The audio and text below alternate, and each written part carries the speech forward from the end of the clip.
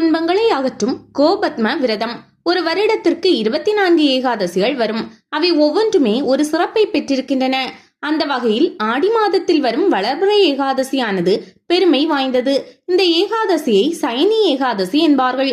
பத்ம ஏகாதசி, தேவபூதி ஏகாதசி, விஷ்ணு சயன ஏகாதசி, தாயினி ஏகாதசி என்று பல பெயர்களில் அழைக்கப்படுகிறது. விஷ்ணு பகவான் தன்னுடைய உலக கடமைகளை நிறைவேற்றிய பிறகு பார்க்கடலில் ஆதிசேஷன் மீது சயனித்து 4 மாதங்கள் தியானத்தில் ஆழ்ந்த தினம் இதுவாகும். அந்த 4 மாதங்களும் சதுர்மாஸ் என்று அழைக்கப்படுகின்றன. ஆடி மாதம் என்பது பொதுவாகவே சிறப்புகளுக்குரிய மாதமாகும்.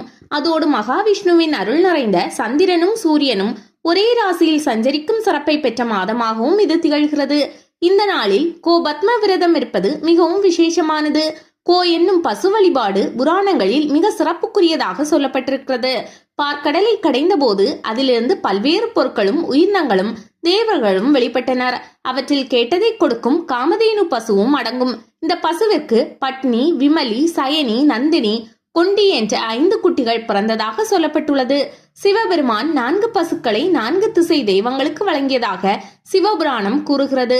அதன்படி இந்திரனுக்கு சுசிலை என்ற பசுவும், யமனுக்கு கபிலை என்ற பசுவும், வருணனுக்கு ரோஹிணி என்ற பசுவும், குபேரனுக்கு காமதேனு என்ற பசுவும் வழங்கப்பட்டுள்ளது.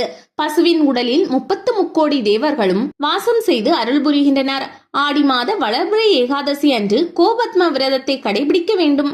அன்றைய தினம் காலையில் எழுந்தும் நீராடுவது அவசியம்.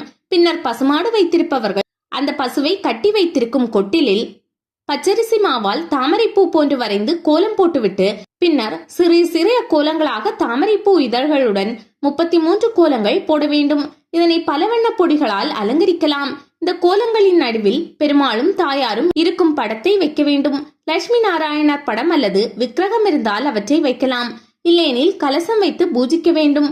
பூஜை தொடங்கியதும் ஓம் கேசவாய நமக, ஓம் நாராயணா நமக, ஓம் மாதவா நமக, ஓம் கோவிந்தா நமக, ஓம் விஷ்ணு நமக, ஓம் மதுசூதனா நமக, ஓம் திரிவிக்ரமா நமக, ஓம் வாமனா நமக, ஓம் ஸ்ரீதரா நமக, ஓம் ரிஷிகேசா நமக, ஓம் பத்மநாபா நமக, ஓம் தாமோதரா நமக என்ற 12 நாமங்களை சொல்லி இறைவனை ஆவாகனம் செய்ய வேண்டும். பின்னர் குடும்பத்தினர் அனைவரும் ஒன்றாக சேர்ந்து 33 முறை இறைவனை சுற்றி வர வேண்டும்.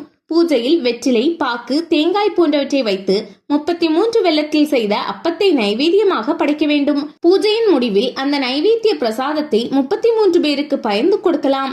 இந்த விரதத்தை முறைப்படி கடைபிடிப்பவர்கள் அனைத்து பாவங்களிலிருந்தும் விடுபடுவார்கள். அவர்களுக்கு விஷ்ணு பகவானின் அருள் முழுமையாக கிடைக்கும். இந்த நாளில் விஷ்ணு சகஸ்ர நாமத்தை பாராயணம் செய்வது மிக மிக சிறப்பானது. பசுவை முதலில் பூஜித்துவிட்டு இந்த விரதத்தை ஆரம்பிக்க வேண்டும். இந்த விரதத்தை கடைபிடிப்பவர்கள் குடும்பத்தில் துன்பமான நிகழ்வுகள் நடக்காது. அதோடு மகாலட்சுமியின் அருள் கிடைக்கப்பெறும். குடும்பத்தில் சண்டை சச்சரவுகள் இருக்காது. அதிர்ஷ்டமான வாய்ப்புகள் தேடி வரும். மரண பயம் விலகும்.